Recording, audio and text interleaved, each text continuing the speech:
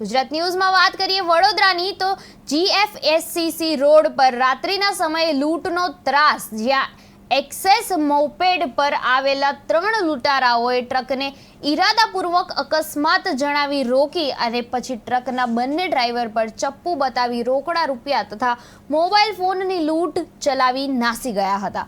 ગેંગે હરણી અને બાપોદ પોલીસ મથકની હદમાં અન્ય 2 ટ્રક ડ્રાઈવર સાથે પણ લૂંટને અંજામ આપ્યો હતો. છાણી પોલીસે ક્રોસ ડિસ્ટ્રિક્ટ તપાસ કરીને 5 લૂંટારો પ્રતિક ચૌહાણ, ધવલ પૂગી, સમીર ઠા, મૌલિક ઉર્ફે મિતેશ પરમાર અને શુભમ ચૌહાણને ઝડપી પાડ્યા છે, જ્યારે એક આરોપી હજુ ફરાર છે. પોલીસે રોકડ રકમ, 3 મોપેડ અને 2 મોબાઈલ કબજે કર્યા છે. હાલ ગુનાની વધુ તપાસ ચાલી રહી છે અને આ ગેંગ હાઈવે પર ટ્રક ચાલકોને નિશાન બનાવતી હોવાનું ખુલ્યું છે.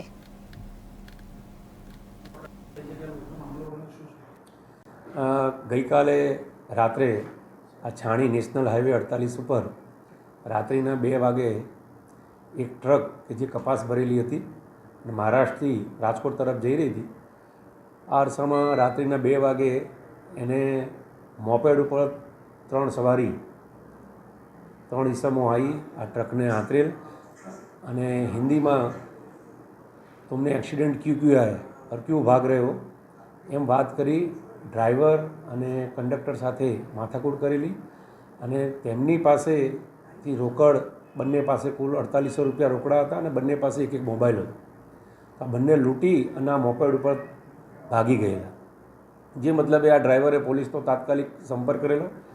છાણી પોલીસ અને બીજી પોલીસ સ્થળ ઉપર પહોંચી અને ઘટના સંદર્ભે આખા રોડ ઉપરના CCTV મેળવેલા, તેમજ હ્યુમન રિસોર્સથી પણ માહિતી મળેલી કે આ લોકો નજીકના જ હોવાનું એક અનુમાન છે, જે આધારે અમે આરોપી સુધી પહોંચેલા.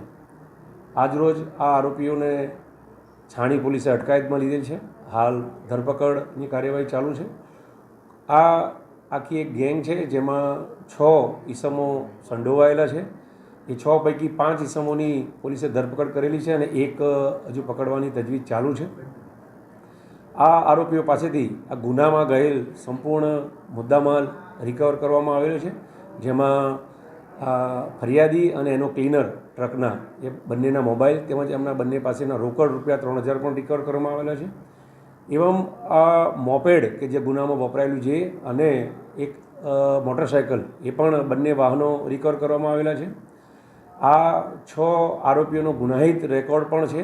એ શહેરના રાવપુરા, ગોરવા, બાપોદ, સમા જેવા પોલીસ સ્ટેશનોમાં અગાઉ પકડાયેલા છે અને આ જ એમની એમો રહેલી છે કે હાઈવે ઉપર એકલ દોકલ જતા લોકોને તેમજ ટ્રકને આતરી અને કોઈપણ કારણસર એમને રોકી અને એમની પાસે જે પણ કંઈ રોકડ રકમ મળે કે મોબાઈલ મળે એ લૂંટી લેતા હતા. તો એકંદરે હાલ છાણી તેમજ બાપોલ પોલીસ સ્ટેશનનો ગુનો ડિટેક્ટ થયેલ છે. વધુ પૂછપરછ ચાલુ છે અને બીજા પણ ગુના ડિટેક્ટ થાય એવી શક્યતા છે. સર, કેટલા આરોપી છે આમાં? ટોટલ 6 આરોપીઓ છે, એમાં 5ની ધરપકડ થઈ ગયેલી છે. હા, 6 આરોપી વડોદરા શહેરના જ આરોપી.